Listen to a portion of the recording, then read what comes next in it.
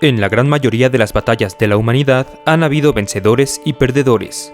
El resultado de estos eventos es en ocasiones muy claro, con un bando arrasando por completo con el otro. Otras veces las cosas son un poco más complicadas, resultando en victorias pírricas contra fuertes ejércitos que son vencidos con dificultad y no de manera tan decisiva. Y por último, existen también aquellas batallas en las que el resultado es una derrota tan inesperada, convincente y contrastante con las grandes expectativas que el perdedor tenía antes de combatir, que simplemente podemos describirlas como humillantes. Bienvenido a la Armería, mi nombre es Carlos, y hoy te hablaré sobre las 7 peores y más humillantes derrotas militares de la historia, describiendo desde grandes batallas de la época antigua y la Edad Media, hasta las peores derrotas de la modernidad y las guerras mundiales. Número 7.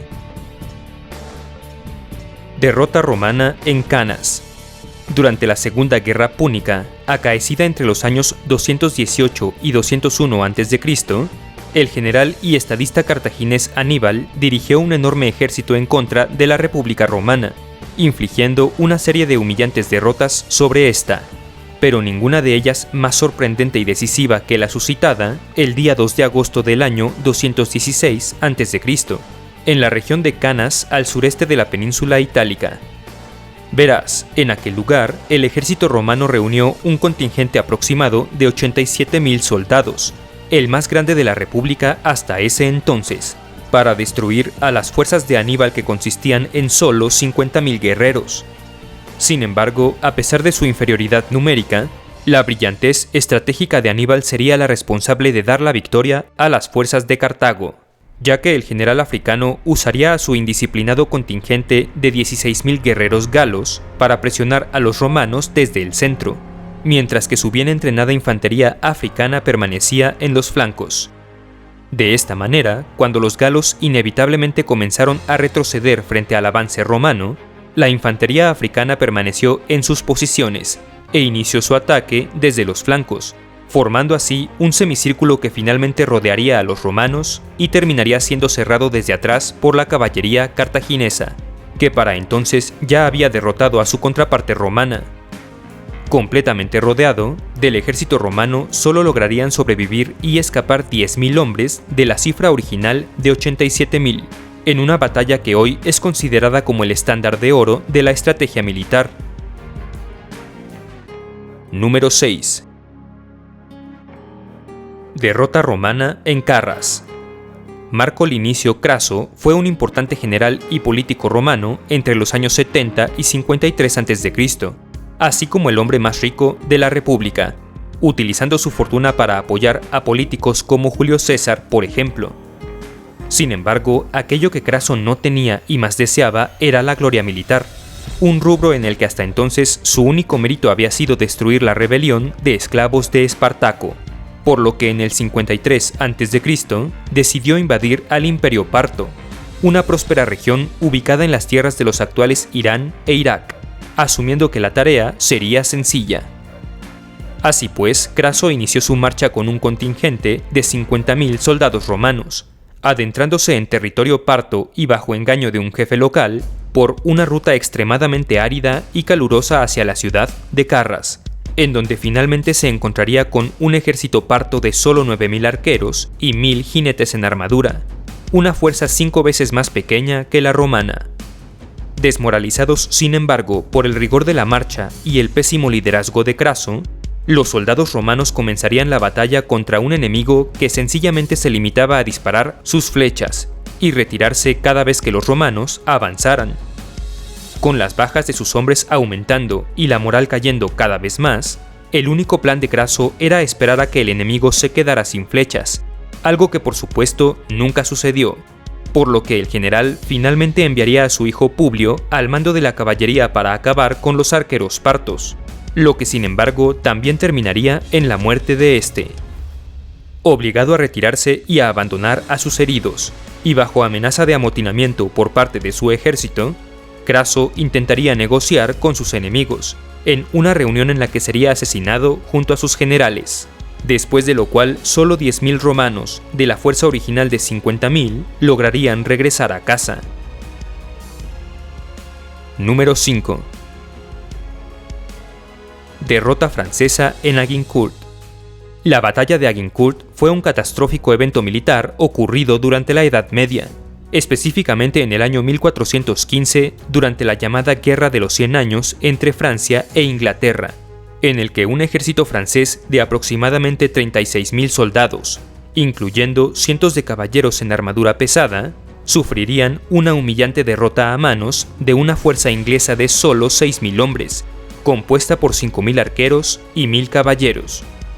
Verás, en aquellos días, el rey inglés Enrique V se hallaba marchando con su ejército a través de Normandía hacia Calais, cuando su camino se vio bloqueado por una fuerza francesa que lo superaba en número de 6 hombres a 1.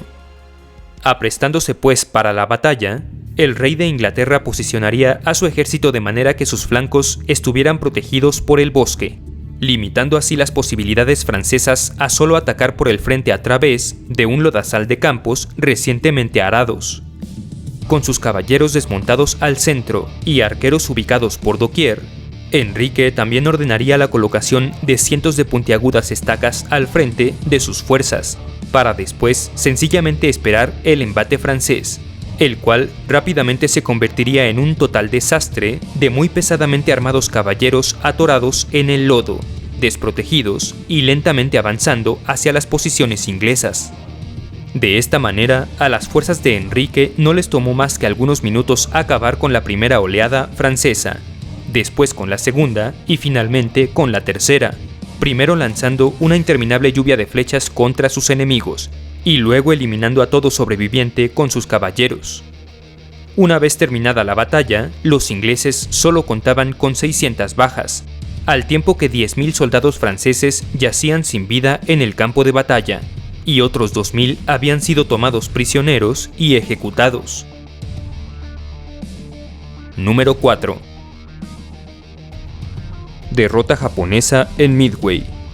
A las 10:25 de la mañana del 4 de junio de 1942, la flota japonesa en el Pacífico era una de las fuerzas navales más formidables del mundo, gozando de una casi inigualable capacidad de ataque aéreo en el océano,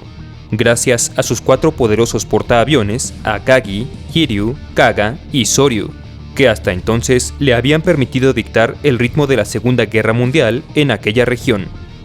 Sin embargo, menos de 24 horas después, Japón habría perdido ya toda ventaja de la cual gozaba en el ámbito naval, y a partir de ese punto sería solo cuestión de tiempo antes de que también perdiera la guerra, luego de la desastrosa derrota sufrida en la batalla de Midway. Verás, el plan original de la potencia nipona en aquellos días era atacar por sorpresa a la flota de portaaviones estadounidense y hundir así a los buques más poderosos de esta. Pero gracias a que previamente la inteligencia norteamericana ya había logrado descifrar las comunicaciones secretas de su enemigo, dicha nación se encontraba más que preparada para un enfrentamiento. Así pues, los japoneses lanzarían un primer ataque contra las posiciones estadounidenses en Midway durante la madrugada del 4 de junio de 1942, para después llamar de regreso a la cubierta de sus portaaviones a toda el ala de ataque previamente lanzada, de manera que ésta pudiera ser rápidamente rearmada y reabastecida. Sin embargo, para ese momento, los portaaviones estadounidenses ya habían lanzado a sus propios bombarderos al aire, quienes se encontrarían minutos después con una flota japonesa totalmente desprevenida y en proceso de rearme, con las cubiertas de sus portaaviones llenas de explosivos, combustible y aviones estacionados. De esta manera, los aeroplanos estadounidenses comenzarían su ataque, y 5 minutos después, 3 de los 4 portaaviones japoneses quedarían totalmente envueltos en llamas, hundiéndose el Soryu aproximadamente a las 4:10 p.m. y el Kaga a las 7:25 p.m. de ese mismo día, mientras que antes de las 9 de la mañana siguiente, el Akagi y el Hiryu ya habrían sufrido también el mismo destino. Número 3. Derrota alemana en Stalingrado. El objetivo de la ofensiva alemana del verano de 1942 era capturar los campos petroleros del Cáucaso, siendo así la ciudad de Stalingrado definida como el punto más oriental que serviría de ancla para una línea defensiva que se extendiera entre los ríos Don y Volga, y protegiera así el avance alemán en el Cáucaso de cualquier contraataque soviético proveniente del norte. Sin embargo, conforme la guerra progresaba, la valía estratégica de Stalingrado como un objetivo militar permanecía relativamente baja, pero la importancia simbólica de su nombre era demasiado alta para ser ignorada por Hitler, quien testarudamente siguió invirtiendo una gran cantidad de recursos en la captura del lugar, aun cuando estos comenzaban a ser necesarios en otros campos de batalla. Sin embargo, mientras que las fuerzas alemanas concentraban todo su poder en ingresar a la ciudad, la fiera resistencia soviética dentro de esta era complementada por dos enormes ejércitos ubicados a varios cientos de kilómetros de sus flancos. De esta manera, mientras los alemanes permanecían ocupados en el sitio de Stalingrado, la Unión Soviética lanzó la llamada Operación Urano, un movimiento de pinza o de doble envolvimiento que al cabo de 4 días ya había logrado rodear por completo a los ejércitos de Alemania, infligiendo así a esta última nación un total de bajas entre soldados heridos, capturados o sin vida de 728.000 hombres, y logrando así la victoria total soviética en Stalingrado el 2 de febrero de 1943. Un desastre militar que marcaría para Alemania la transición definitiva de ofensa a defensa en el frente oriental. Número 2. Colapso francés de 1940. Traumatizados por los acontecimientos de la Primera Guerra Mundial, en décadas posteriores a dicho conflicto, los franceses idearían un plan maestro de protección de su país para evitar la repetición de tan atroces hechos, por lo que construyeron, en sus fronteras con Alemania y Luxemburgo, una imponente línea de fortificaciones defensivas conocida como la Línea Maginot, mientras que el grueso de su ejército permanecería al norte en la frontera con Bélgica. Sin embargo, el error fatal de dicha estrategia consistió en sencillamente asumir que el bosque de las Ardenas, ubicado precisamente en la estrecha región de Bélgica no protegida ni por la línea Maginot ni por el ejército francés, era impenetrable debido a su difícil terreno. Sin embargo, fue justamente a través de esa región que el Blitzkrieg alemán penetraría con toda su fuerza hacia el interior de Francia, moviéndose a partir de ese punto a una velocidad increíble hasta llegar al Canal de la Mancha, y rodear así por completo a las fuerzas francesas que operaban en el norte, aislando de esta manera al país de su ejército. Un humillante desastre militar que derivó en la evacuación de emergencia de más de 338.000 soldados aliados, incluyendo 120.000 franceses, en las playas de Dunkerque menos de un mes después, y en la rendición de Francia a solo 40 días de haber comenzado su lucha en la Segunda Guerra Mundial. Número 1. Derrota de Napoleón en Rusia. A principios del año 1812, el célebre general francés Napoleón Bonaparte se hallaba en la cima de su poder y preparaba a sus fuerzas para una invasión de Rusia que cimentaría sobre Europa. Aunque sin saberlo, dicho evento culminaría 2 años más tarde en su exilio total. Iniciando pues la invasión el día 22 de agosto de 1812 a través de la Polonia rusa, el ejército francés establecería un avance imparable durante las primeras semanas del conflicto, logrando una gran serie de victorias en contra del ejército ruso, que solo presentaba resistencia esporádicamente y prefería evitar el combate a campo abierto en condiciones poco favorables, retirándose así una y otra vez. Habiendo planeado originalmente detenerse en la ciudad de Smolensk para pasar el invierno y continuar la campaña al año siguiente, Napoleón, sin embargo, ante su rápido avance decidió continuar hasta las afueras de Moscú, en donde finalmente las fuerzas rusas presentarían combate en la batalla de Borodino, el más grande enfrentamiento de las guerras napoleónicas, que resultaría en victoria para Francia y en una entrada fácil posteriormente a Moscú. Sin embargo, esta ciudad rusa ya había sido previamente evacuada en su totalidad y sus edificios todos incendiados, encontrando así Napoleón a su llegada el 14 de septiembre una ciudad fantasma y en ruinas, en la que su ejército jamás tendría la oportunidad de protegerse del invierno. Esperando inútilmente la rendición rusa durante 6 semanas de ocupación y ante la inminente llegada del invierno, Napoleón se vio obligado a emprender la retirada de regreso hacia Smolensk el 19 de octubre. una tortuosa marcha en la que el acoso militar y las tácticas de guerrilla rusas, la falta de suministros, las enfermedades y el extremo frío causarían que gran parte de su ejército pereciera en el camino.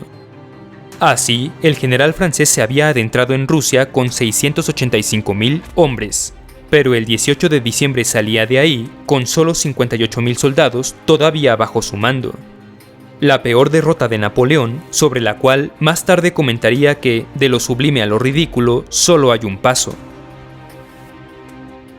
Si mi trabajo te agrada, me ayudarías mucho con tu like, tu suscripción y tu visita a mis redes Facebook, Twitter e Instagram, cuyo enlace te dejo en la descripción.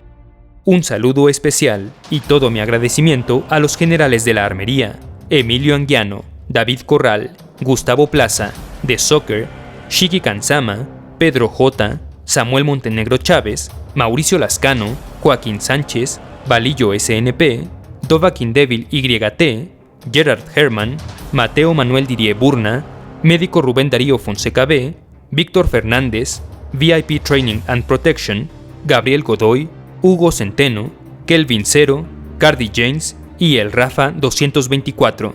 así como a los miembros tropa y oficiales por hacer posibles estos videos. Muchas gracias y hasta la próxima.